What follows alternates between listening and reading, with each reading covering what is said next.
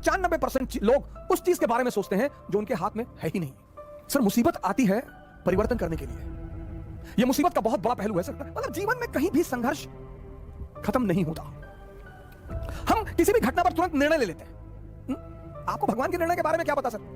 Sir हर मुसीबत कुछ जीवन में परिवर्तन करने के लिए, इस दुनिया में खासकर इस देश में 95% लोग उस चीज के बारे में सोचते हैं जो उनके हाथ में है ही नहीं। क्या? फल। सर आपको पता ही नहीं कल क्या होने जा रहा है। तो जब हमें कल का पता ही नहीं तो हम आज में रहें। और जितने लोगों ने अपने आज को सुधारना शुरू किया उनका कल बेहतरीन हो गया। क्योंकि जो कल के बारे में सोचते हैं वो आज कुछ कर ही नहीं पाएंगे, और जो पास्ट के बारे में सोचते हैं वो कुछ करेंगे। दो लोग निष्क्रिय हैं। जो कल के बारे में सोचते हैं वो तो थोड़ा बहुत कुछ करेंगे भी, लेकिन जो पास्ट के बारे में सोचते हैं, हमारे पिताजी गवर्नर थे, रहे होंगे, बहुत लोगों के पिताजी गवर्नर थे। सर मुसीबत आती है परिवर्तन करने के लिए। यह मुसीबत का बहुत बड़ा पहलू है सर। मुसीबत जब भी आई, ये मेरे पिताजी ने मुझसे कहा, उन्हें गांव से भगा दिया गया तो बेचारे भगोड़े हो गए।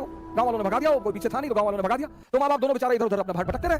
तो एक बार मैंने उनसे पूछा कि आपको बदला लेने की इच्छा नहीं हुई? बोले पागल, मुसीबत आती है कुछ बड़ा करने के लिए अगर आप जागृत हैं। मैंने कहा कैसे? बोले राम राजा बनने जा रहे थे, मेरी आदत है क्रॉस क्वेश्चन करने की। मैंने कहा कैसे? बोले राम राजा बनने जा रहे थे। मैंने कहा हाँ। बोले मुसीबत आ गई? हाँ। मैंने कहा बिल्कुल। बोले 14 साल जंगल में रहे? मैंने कहा हाँ। बोले उसी जंगल में रहकर भगवान बने। अगर राम के जीवन में जंगल को हटा दिया जाए, उस 14 साल की साधना को हटा दिया, आप देखिए 14 दिन साल की साधना। पिताजी ने कहा कि देखो मुसीबत आई। मैंने कहा हाँ। बोले वो मुसीबत को मैं उन्होंने मजा लेना शुरू कर दिया। तैयार है। पिता दशरथ कह रहे हैं कि तू मना कर दे, वादा तो मैंने किया था ना, तू मना कर दे कि मैं नहीं जाऊंगा, मैं देख लूंगा। अरे बोले नहीं, जाना तो वही है। और ये इस बात का संदेश है कि हर व्यक्ति को, वो चाहे भगवान ही क्यों ना हो, कितना बड़ा संदेश है कि हर व्यक्ति को इस जीवन में संघर्ष करना है। जो हंसकर करेगा वो राजा बनेगा। करना ही करना है सर। कोई दुनिया में ऐसा व्यक्ति है ही नहीं जिसको संघर्ष ना करना पड़ा सर। लेकिन जिसने संघर्ष में मजा लेना सीख लिया, आप अगर बहुत गौर से जीवन को देखें तो हम जब क्लास 10th में थे तो हमारी माताजी हमसे कहती थी कि बेटा 10th की पढ़ाई अगर कायदे से कर लोगे ना, बस 3 ही साल जीवन में पढ़ना है। मैंने कहा अच्छा? हाँ। बोली बस 3 साल, 10th 11th 12th, और 3 साल अगर पढ़ लिए फिर जीवन में पढ़ना ही नहीं। हमें लगता आपको भी कहा गया होगा बस 3 साल। अब आपने पढ़ लिया, 97.8% आपके मार्क्स आ गए। अब पता चला कि भैया अगर IIT निकल जाए, मेडिकल निकल जाए, KGMC मिल जाए, और फिर तो जीवन, आपने फिर से दम लगा दिया। IIT भी निकल गया। अब जब आप IIT से निकल आए तो फिर एक और बवाल हो गया। आपके मोहल्ले का एक लड़का IAS हो गया। पूरा खानदान में दहेज को, पूरा खानदान को दहेज में BMW मिल गई, 10 करोड़ कैश मिल गया। अब आपके पिताजी फिर आपकी तरफ पलटे कि तुम तो वैसे भी इस परिवार के चंगेज खान हो, तुम्हें किस बात का डर? तुमने कहा चंगेज खान तो मैं हूं। हाँ। बोले जब ये मामूली सा ये सिंह साहब का लड़का अगर IAS बन सका, तुम्हारे लिए क्या है? मैंने कहा बिल्कुल हमारे लिए क्या है। और तुमने जोरा डंडा उठाया और बाबूजी का पैर छुआ कि बाबूजी चल रहे हैं, अब दिल्ली फतेह करके जाएंगे। चलो फिर IAS बन गए, फिर बन गए। आप देखो जिंदगी में कहीं भी संघर्ष खत्म नहीं हो रहा है, रूप बदलते जा रहे हैं, रूप। कहीं भी संघर्ष फिर हुआ कि भाई IAS बन गए, अब चलो शादी हो गई, मजा आएगा। फिर एक धोखा आ गया, मजा आएगा, भाई शादी हो गई। फिर 6-7 महीने अपना आनंदित हुए, घूमे टहले, और बड़ी बधाइयां आई, और ये आया और वो आया, फिर बच्चे हो गए, फिर एक नया संघर्ष शुरू हो गया, फिर अब बच्चों की जिंदगी बना। मतलब जीवन में कहीं भी संघर्ष खत्म नहीं होता। तो जब संघर्ष खत्म नहीं होता तो क्यों ना मजा लेके संघर्ष किया जाए। और जितने लोगों ने मजा लेके संघर्ष किया उन्होंने इस दुनिया पर राज किया, राम को भगवान बना दिया। मुसीबत, अगर आप जागृत हैं, एक आदमी था चाइना में, उसके पास एक बड़ा जबरदस्त घोड़ा था। कैसे? जो व्यक्ति जागृत होता है उसका मुसीबत कुछ नहीं कर पाती।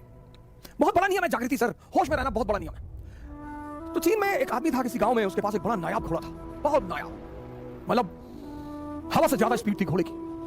तो उस देश के राजा ने उस आदमी को बुलाया, कहा तुम अपना घोड़ा मुझे दे दो, तुमको मैं मुंह मांगी कीमत दूंगा। उस आदमी ने कहा कि सरकार घोड़ा तो ना बेचेंगे। अरे लोगों ने समझाया कि पागल हो, तुम क्या करोगे घोड़े का, और इतना पैसा राजा तुमको दे रहा, भेज दो। अरे उसने कहा यार तुम लोग क्यों मेरे पीछे पड़े हो, जाओ अपना काम करो, हम नहीं फायदा ले रहे ना, जाओ। एक दिन क्या हुआ, घोड़ा भाग गया। अब जब घोड़ा भाग गया तो गांव के लोग आए, हंसने लगे, कहीं देखा हम तुमसे पहले ही कहते थे, तुम समझे नहीं रहते हमारी बात को। अरे उसने कहा बड़ा भाई घटना सिर्फ इतनी है कि घोड़ा भाग गया है, बस, इसमें ज्यादा चिंता करने की बात नहीं है। वो चला गया तो चला गया, मैं क्या करूं? जी पागल, तो नुकसान हो गया? कोई नुकसान नहीं। 10-15 दिन बीता, एक दिन घोड़ा वापस आ गया और अपने साथ 20 घोड़े और लाया अपनी तरह के। गांव वाले फिर आए, कहीं बेटा तुम बहुत चालाक आदमी हो, तुमको पता था कि कुछ कांड करने गया है, बड़ा बढ़िया यार, तुम तो बड़े फायदे में हो यार, पहले तो अकेले था, अब तो 20 ले आया। उन्होंने कहा यार तुम लोग राय देने क्यों चले आते हो यार बार बार? अरे घोड़ा चला गया था, आ गया अपने साथ 20 घोड़ा और ले आया, घटना बस इतनी है, इसमें बहुत ज्यादा खुशी होने की कोई बात नहीं। पड़ोसी राज्य ने उस रात पर हमला कर दिया, अब वो जो 9 घोड़े आए थे उसमें से एक घोड़े को इस किसान का बेटा ट्रेन कर रहा था, घोड़े से गिरा, उसका दोनों पैर टूट गया। गांव वाले फिर आए, ये बड़ा बुरा हुआ यार, बताओ तुम्हारे लड़के का दोनों पैर ही टूट गया। बोले यार तुम लोग शांत नहीं रह सकते हो, अपना निर्णय अपने पास नहीं रख सकते हो। ठीक है यार, पैर टूट गया, देखेंगे, भगवान कुछ करना चाहता होगा, अच्छी बात है, जाने दो।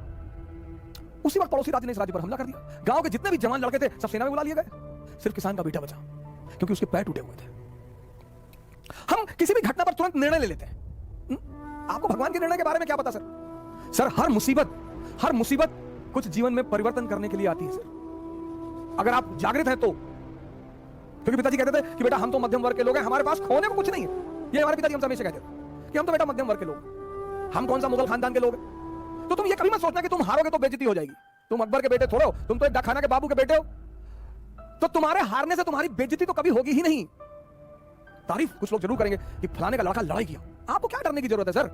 आप क्यों सोचते हैं मेरी बेइज्जती होने दो सर, कि लोग मेरे ऊपर हंसेंगे। लोग सिर्फ मुर्दे पर नहीं हंसते, जो जिंदा है उस पर तो लोग हंसेंगे ही सर। अगर लोग आपके ऊपर हंस रहे हैं इसका मतलब आप जिंदा हैं।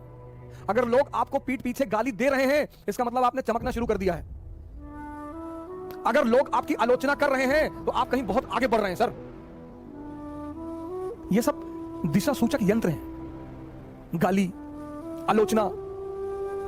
पर हमारे मिडिल क्लास के पेरेंट्स हमको बहुत डराते हैं, बहुत पेरेंट्स को, बेटा बेइज्जती मत कराना। मैं तुगलक वंश के हो, बेइज्जती मत कराना, कि मौर्य वंश के हो।